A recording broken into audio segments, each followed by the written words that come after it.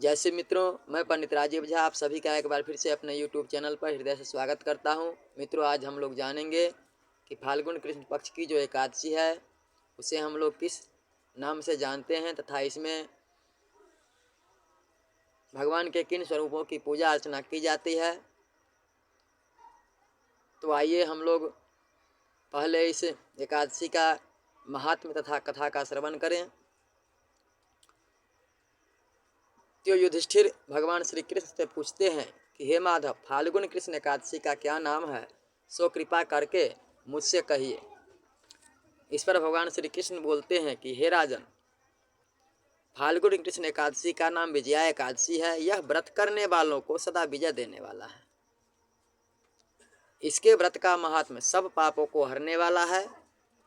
यह नारद जी ने कमल पर बैठने वाले ब्रह्मा जी से पूछा था तथा हे सुरश्रेष्ठ, फाल्गुन के कृष्ण पक्ष में विजया तिथि का व्रत और महात्म्य कहिए। इस पर ब्रह्मा जी से नारद जी ने प्रश्न किया। तब ब्रह्मा जी बोले, हे नारद, पापों के हरने वाले उत्तम कथा को मैं कहता हूँ, उसे सुनो। इस प्राचीन पवित्र और पापों को नाश करने वाली विजया के व्रत को मैंने किसी से भी नहीं कहा है। विजया एकादशी निसंदेह मनुष्यों को विजय देती है। जब भगवान रामचंद्र जी 14 वर्ष के लिए तपोवन को गए थे, सीता और लक्ष्मण के साथ पंचवटी में निवास किया था, उसी वन में उनकी स्त्री तपस्विनी सीता को रावण हर कर ले गया था। उस दुख से रामचंद्र जी बहुत संतप्त हुए। वन में भ्रमण करते हुए आसन्न मृत्यु वाले जटायु को देखा। फिर वन में विचरते विचरते कबंध नामक दैत्य को मारा। रामचंद्र जी से सीता जी का वृतांत कहकर जटायु भी मर गया। फिर रामचंद्र जी की सुग्रीव से मित्रता हो गई। तब रामचंद्र जी के लिए बंदरों की सेना इकट्ठी हुई। फिर हनुमान जी ने लंका की अशोक वाटिका में जानकी जी को देखा। रामचंद्र जी की दी हुई अंगूठी सीता जी को देखकर बड़ा काम किया। फिर रामचंद्र जी के पास आकर सीता जी का सब वृतांत सुनाया। तब रामचंद्र जी ने हनुमान जी का वचन सुनकर सुग्रीव की सलाह से लंका को प्रस्थान किया। बानरों के साथ समुद्र के तट पर जाकर बानरों के प्रिय रामचंद्र जी अथाह समुद्र को देखकर आश्चर्य करने लगे। विस्फारित नेत्रों से लक्ष्मण जी से बोले, हे सौमित्रे, किस पुण्य से समुद्र को पार किया जाए, क्योंकि मगर और मछलियों से भरा हुआ यह अथाह जल से परिपूर्ण है। मैं ऐसा उपाय नहीं देखता हूँ जिससे सुख से पार जा सकूं। लक्ष्मण जी बोले, हे पुराण पुरुषोत्तम, आप आदिदेव हैं।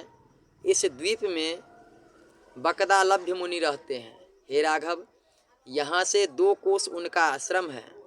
हे रघुनंदन, उन्होंने बहुत से ब्रह्माओं को देखा है। हे राजेंद्र, उन्हीं प्राचीन श्रेष्ठ ऋषि से पूछिए। लक्ष्मण जी के इस सुंदर वचन को सुनकर रामचंद्र जी बकदालभ्य मुनि के दर्शन के लिए गए। दूसरे विष्णु के समान बैठे हुए मुनि को रामचंद्र जी ने सिर से प्रणाम किया। तब रामचंद्र जी को पुराण पुरुषोत्तम जानकर मुनि यह समझ गए कि किस कारण से इन्होंने मनुष्य देह धारण कर लिया है। फिर ऋषि बोले, हे राम, आप कहाँ से आए हैं? रामचंद्र जी बोले, आपकी कृपा से राक्षसों सहित लंका जीतने को अपनी सेना लेकर समुद्र तट पर आया हूँ। आपकी अनुकूलता से समुद्र को पार कर सकूंगा। हे सुब्रत, हे मुने, आप कृपा करके वैसा कोई उपाय बतलाइए, इसलिए आपका दर्शन करने मैं आया हूँ। मुनि बोले, हे राम, यह सब व्रतों में उत्तम व्रत मैं तुम्हें कहूँगा, जिसके करने से आपकी शीघ्र विजय हो जाएगी। राक्षसों सहित लंका को जीत कर विशेष कीर्ति होगी और आप लंका को जीत सकेंगे। आप एकाग्र मन से इस व्रत को करें। हे राम, फाल्गुन के कृष्ण पक्ष में विजया नाम की एकादशी होती है। उसका व्रत करने से आपकी जीत होगी और निसंदेह बानरों के समेत आप समुद्र को पार कर जाएंगे। हे राम, इस व्रत की फलदायक विधि को सुनिए। दशमी के दिन सोना, चांदी, तांबा अथवा मिट्टी के कलश बनावें।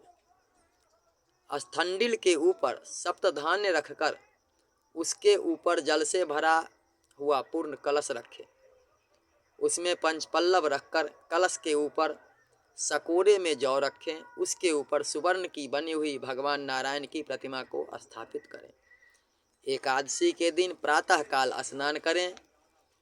उस कलश के ऊपर नारियल रखकर भगवान नारायण की मूर्ति का गंध, पुष्प, धूप, दीप, अनेक प्रकार के नैवेद्य और अनार से भक्ति भाव से पूजन करें और उस दिन को व्यतीत करें। मूर्ति के सम्मुख रात को जागरण करें। द्वादशी के दिन सूर्योदय होने पर नदी, सरोवर अथवा जलाशय के पास उस कलश को ले जाकर विधि पूर्वक पूजन करें। हे राजेंद्र, मूर्ति समेत उस कलश को विद्वान ब्राह्मण को देवें, उसके साथ महादान देवें। हे राम, इस विधि से सेना समेत यत्न पूर्वक इस व्रत को करें, इससे आपकी विजय होगी। इस वचन को सुनकर रामचंद्र जी ने विधि पूर्वक इस व्रत को किया। इस व्रत के करने से रामचंद्र जी की विजय हो गई। हे राजन, इस विधि से जो मनुष्य इस व्रत को करेंगे उनकी इस लोक और परलोक में सदा विजय होगी। ब्रह्मा जी बोले, हे पुत्र, इसलिए विजया का व्रत करना चाहिए। विजया का महात्म सब पापों का नाश करता है। उसके पढ़ने और सुनने से वाजपेयी यज्ञ का फल प्राप्त होता है। तो ये थी विजया एकादशी की कथा।